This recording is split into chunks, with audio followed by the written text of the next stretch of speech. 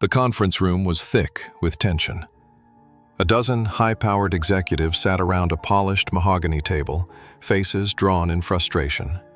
At the head, a Japanese billionaire investor narrowed his eyes and spoke a rapid string of Japanese to his colleagues. The Western negotiators shifted uneasily. None of them understood his words. Their interpreter faltered, hands shaking as he struggled to keep up. It was the critical moment of a $2 billion deal teetering on the edge of collapse. Suddenly, from the corner of the room came an unexpected voice, gentle but clear, speaking fluent Japanese. All heads turned in shock. It was the young tea server who had been quietly refilling their cups. "Sumimasen," he said softly, apologizing for the interruption in perfect Japanese. In the stunned silence that followed, the only sound was the faint clink of porcelain as the teapot trembled slightly in his grasp. The executive stared, speechless, as the unassuming server answered the billionaire in his own language. Michael had started the day like any other, unnoticed in the gleaming halls of the Grand Meridian Hotel. The conference room was hushed and expectant as he laid out fine bone china cups and a pot of freshly brewed tea. He moved with practiced grace, keenly aware that in his crisp uniform he was effectively invisible to the powerful men filtering into the room. They saw a server, nothing more. Yet behind Michael's polite smile was a storm of unspoken emotions. He caught a faint glimpse of himself in the glossy surface of the table, a young man in a waiter's uniform with downcast eyes. It was jarring to reconcile this meek figure with the sharp-minded analyst he had been just a few years ago. He glanced at the arriving executives and recognized the tension in their hushed whispers. Today's meeting was no ordinary corporate gathering. It was the final negotiation for a massive $2 billion deal between an American conglomerate and a Japanese venture fund. Michael knew enough about business to sense the stakes. In another life, he might have been seated at that table instead of standing against the wall. A few years ago, Michael had been an ambitious economics student on a scholarship in Tokyo. He had learned Japanese, earned a degree from the University of Tokyo, and even started a promising career at an investment bank there. Those memories felt close yet distant now. Boardrooms in Tokyo, late-night strategy sessions, and the thrill of sealing deals. But fate had charted a different course. When his father fell gravely ill back home in the United States, Michael had made the painful decision to return and care for him. Medical bills and family responsibilities piled up. Soon his glossy resume meant little compared to the need for immediate work. He took the first job he could find, serving tea and cleaning tables at a luxury hotel. It was a far cry from high finance, and every day he wrestled with the sting of how the world now saw him. This morning, as he prepared the room, Michael overheard snippets of conversation. The American team, led by a stern CEO with silvered hair, murmured about cultural differences and last-minute changes to the contract. The Japanese delegation entered shortly after, bowing politely. Michael recognized the distinguished figure at their head from the news, Mr. Nakamura, a billionaire investor renowned for his sharp intellect. His presence made the air crackle. Michael couldn't help but feel a pang of excitement. It had been so long since he'd been in proximity to this kind of deal-making energy. As the meeting began, Michael stationed himself by the wall, eyes downcast but ears open. An interpreter sat near Mr. Nakamura, ready to translate. The opening statements were stiff and formal, with each side exchanging carefully worded pleasantries. But as the hours passed, the atmosphere grew strained. Michael, silently pouring tea, noticed how phrases in English earned puzzled looks from the Japanese side, even after translation. Likewise, a subtle frown on the American CEO's face hinted that something in the interpretation of Mr. Nakamura's words wasn't landing right. Michael could sense the miscommunications piling up like unseen debris on a road. He winced inwardly each time the interpreter stumbled over a financial term that Michael himself knew by heart. It was agony, having the understanding but not the authority to speak. He had promised himself to remain professional and unobtrusive, but his fingers tightened around the handle of his teapot whenever voices rose in frustration at a misunderstanding he could have clarified. Would you have the courage to raise your voice if you were in Michael's place? Sometimes the hardest choices define us. Share your thoughts in the comments below. He had to choose: remain the silent server or speak up and risk everything. As the discussion reached a fever pitch and Mr. Nakamura exchanged a quick, pointed remark in Japanese with his aides, one that the interpreter completely failed to translate, Michael stepped forward from the wall, his heart in his throat. It was now or never. For a heartbeat, no one moved. Michael stood there, heart hammering in his chest. His mouth went dry and a tremor passed through him as he prayed his voice wouldn't falter. He felt the weight of every stare upon him. His voice had cut through the storm of confusion, and now the room fell into eerie silence. One of the American executives sputtered first, a middle-aged man with an executive pin on his lapel.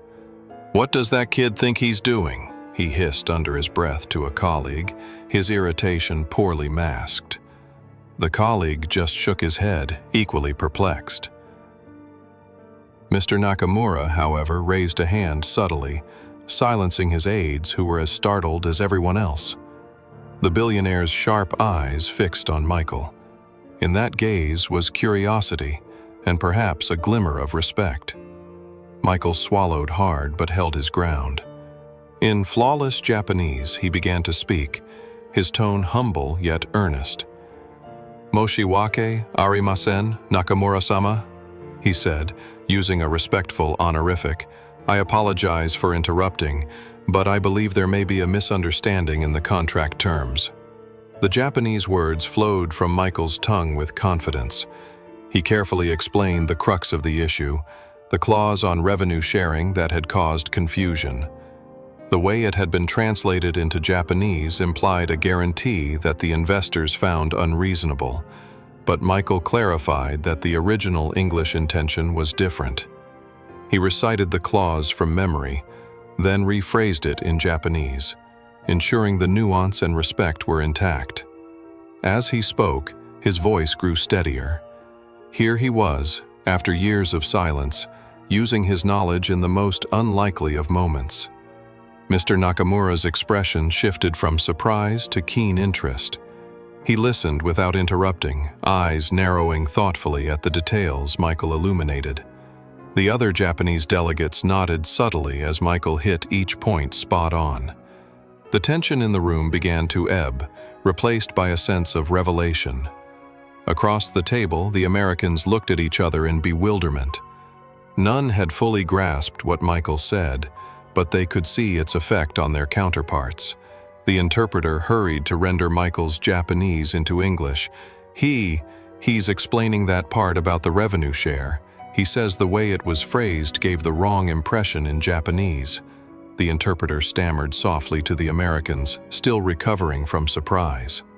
Michael finally paused and bowed his head slightly toward Mr. Nakamura. In Japanese, he added softly, "Our intention was never to disrespect or mislead. Perhaps if we adjust the wording to clarify this point, it might satisfy both parties." The silence that followed was heavy with anticipation. Mr. Nakamura slowly leaned back in his chair, folding his arms as he considered Michael's words. A long moment passed. Then the billionaire gave a single firm nod. "Arigato," Mr. Nakamura said quietly to Michael. "Thank you." His voice was calm, but there was a newfound warmth in it. He turned to his aides and spoke in Japanese. The interpreter quickly conveyed to the American side, "Mr. Nakamura agrees there was a misunderstanding. He is willing to proceed if the wording is clarified as suggested." A palpable sigh of relief swept through the Americans. The CEO allowed a cautious smile to emerge. "Yes, absolutely.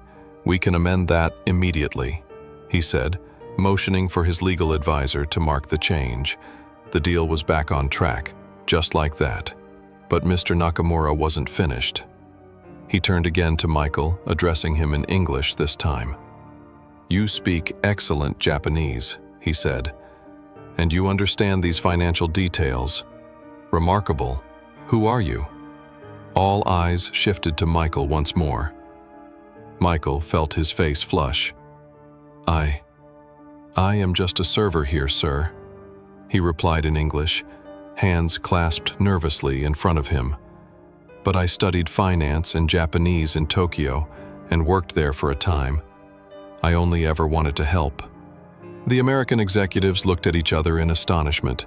Some exchanged guilty glances, recalling how they had ignored him all day. The CEO cleared his throat, clearly humbled. "Well, young man," he said, "it seems you just saved this deal." In that moment, Michael realized his life might never be the same. From an unnoticed server, he had become the linchpin of a multi-billion-dollar negotiation.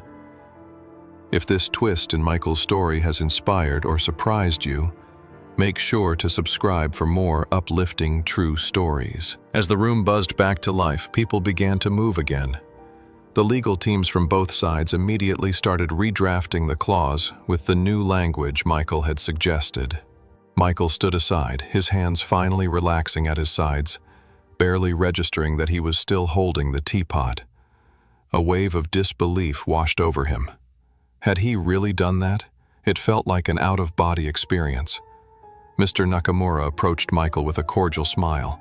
"You have a keen mind," he said kindly, "and a brave heart to speak up as you did." Michael bowed his head respectfully, hardly finding words beyond a meek thank you. On the other side of the table, the American CEO stepped forward too. "We owe you our gratitude," he admitted, extending his hand to Michael. "And I suspect this isn't really the best use of your talents." He gestured at Michael's uniform, and Michael flushed again, unsure how to respond. There was a light ripple of polite laughter around the room, the ice truly broken now. With the contract updated and both principals satisfied, the atmosphere had transformed completely. Pens scratched across paper to sign the salvaged deal, and relief spread through the team. Michael found himself standing off to the side, filled with an overwhelming sense of validation. His eyes stung with the beginning of tears he wouldn't let fall. In saving the deal, it felt like he'd also salvaged a piece of himself that he thought was lost forever. Within the hour, the contracts were revised, printed, and signed. It was official. The $2 billion deal was saved. Michael stood by, hardly believing that the crisis was truly over. The room gradually emptied of tension and people, executives filing out with handshakes and exchange of business cards.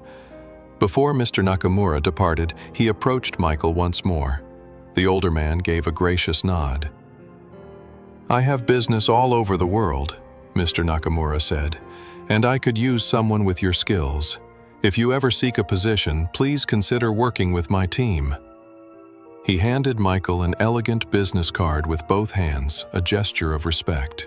Michael accepted the card with a slight bow, heart swelling. "Thank you, sir. I'm honored," he replied softly, truly honored. Nearby, the American CEO, still beaming from the successful signing, clapped Michael on the back and laughed. "That goes for us too," he added. "You have an impressive talent. We could use a man like you in our international division. Expect a call from us." Michael found himself smiling broadly, a weight lifting off his shoulders that he had not realized he was carrying. In the span of one afternoon, he went from worrying about refilling teacups to fielding job offers from 2 giant companies. His mind spun with the possibilities and with gratitude. He wished his father could see him now, standing tall and recognized for what he could do. As the executives left, Michael remained in the empty conference room for a moment. Sunlight spilled across the table and the scattered tea things, highlighting the surreal turn his life had just taken. He gently set down the teapot he still held, realizing his hands were trembling, but this time from joy. That evening, Michael went to visit his father at home. He recounted the entire story, from the tense negotiations to his daring interjection and the astonishing outcome. His father, frail but proud, listened with tears in his eyes. "I always knew you were meant for more than pouring tea," his father whispered, squeezing Michael's hand. "I am so proud of you, son," he added, his voice trembling. A week later, Michael stood outside the hotel in his neatly pressed uniform for what he knew would be one of the last times. He gazed up at the sky, thinking of how unpredictable life can be. He closed his eyes briefly, feeling the gentle morning sun warm his face. The hotel behind him had been the backdrop of his quiet struggles, and now it was the stage of his rebirth. He realized that while he had been quietly pouring tea in the background, fate had been preparing him for this moment. He had multiple job offers and a newfound confidence that he could carry forward. Whatever he chose, he would no longer be defined solely by the title on his name badge. That day, two corporate giants learned never to underestimate the quiet man in the corner. And Michael learned something too, that a person's value lies not in their uniform, but in their knowledge, character, and potential. Hidden talents can emerge from the most unexpected places, changing lives in an instant. Have you ever seen someone defy expectations in a similar way? Share your own story or thoughts in the comments. With one courageous act, an unnoticed tea server had transformed into a respected professional, bridging worlds with a few carefully chosen words. Sometimes, the most extraordinary people are hidden in plain sight, just waiting for the right moment to shine.